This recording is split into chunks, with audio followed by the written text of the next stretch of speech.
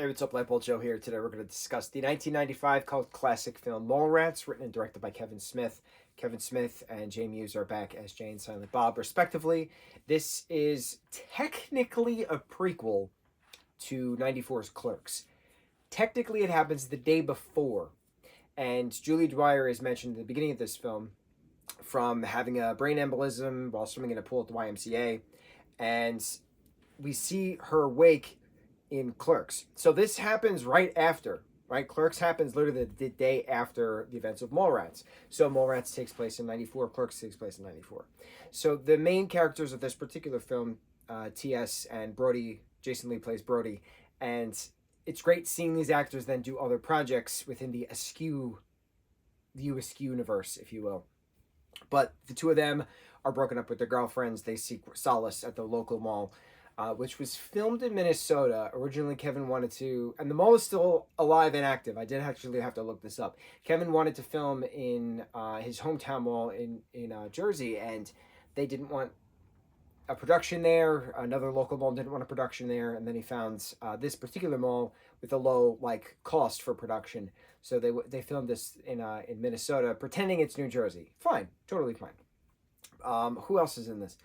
Ben Affleck is in this. Stan Lee plays himself in this. It's just it's a wild film, absolutely wild film. But it's nice seeing new characters being introduced, new actors being introduced, and then them playing new characters throughout the difference of the View Askew universe, if you will. Very quick, hour and a half long. This did not do well in the box office. This was a Universal production, but it got a cult fanfare.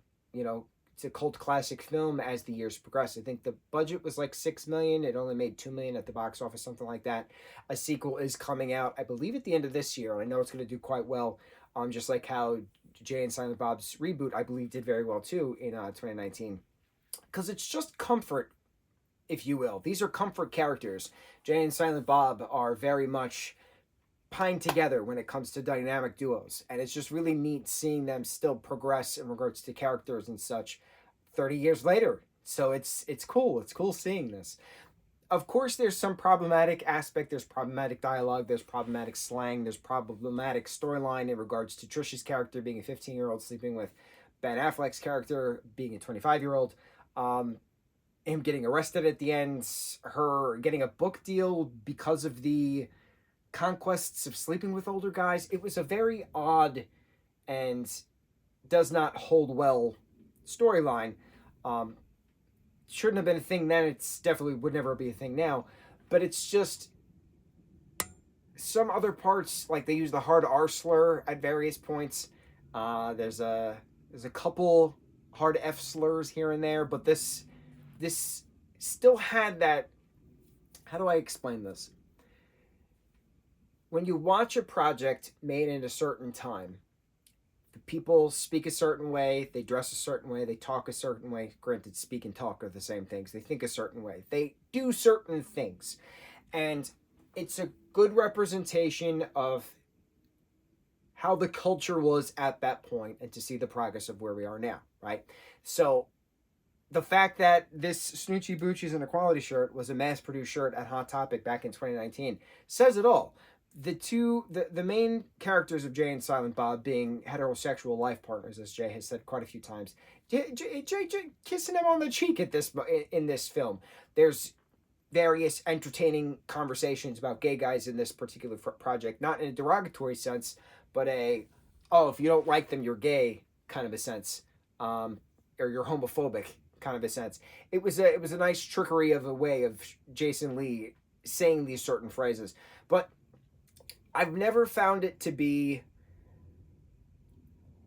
what's the term? I've never found Jay and Silent Bob's conversations or slang references as dehumanization of a certain group of individuals. That's a great, beautiful, PC, politically correct way of saying that. I've never found them to be dehumanizing in regards to a certain group of individuals. They have been all-encompassing and welcoming in regards to, especially sticking up for their friends. Brody was beat up by Ben Affleck's character of Shannon, but he says that the Easter Bunny did it because they were filming at the mall the story takes place in the mall during Easter time. And so they then track the Easter Bunny down at the corner of the mall and beat him senseless, with some kids then taking some props and beating the Easter Bunny. This is technically an Easter film. Happy Easter, one and all. But it's just that the characters have such a, they're so well grounded and they're so well written, and I'm always been a fan of theirs, and I'm very happy I'm sitting down to watch this, especially picking up on the clues as well of what Kevin Smith characters and dialogue and backstory integrates and works with the other projects, what overlaps, kind of a thing. The characters that he creates are very grounded characters. They talk about real life stuff. They talk about growth. They talk about development. They talk about change. They talk about the future. Here, this film is all about college kids, just like how they were all college kids when they filmed this. And it's just how Clerks was all about college kids questioning life. Do I want to stay a clerk?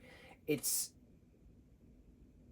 brings an open dialogue as if you and your friends were sitting in the back seat of a car, 2 a.m. in the parking lot eating Taco Bell as we did back in the day, talking about life. It just feels like you're sitting in the car in the parking lot, 2 a.m. at a Taco Bell, talking about life with your friends, who happen to be Jay and Silent Bob, laughing and snoochie booching along the way. It's just open. It's honest. I don't know how else to explain it. I don't know if it was intended to be open and honest, but from what I'm noticing in regards to all the projects I've seen with those characters, they have been always open and honest. There's nothing fake about them, especially the reboot. That was quite an interesting and poignant means of honesty. How do you react in redeveloping a project when the project was taken away from you, kind of a thing. We'll get to that film. That's a great film as well. I just love the characters. I love the storytelling. I love the interconnected character arcs as well. I also love that Randall's cousin Walter in the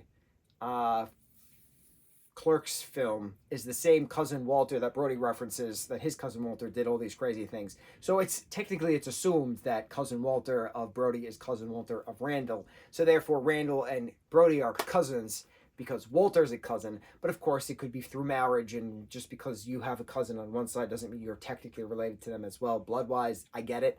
But for argument's sake, Randall and Brody have the same cousin Walter who does crazy things. I also love that Walt Flanagan is in this as well. He's been a friend of theirs for quite some time, just in regards to life in general. But he's referenced as a "Don't be a Walt Flanagan." I think Jay says that at one point as well. It's just cool. It's grounded. It's cool. What I found very interesting is that when Universal took this project on, they wanted to recast Jay Mewes as Jay.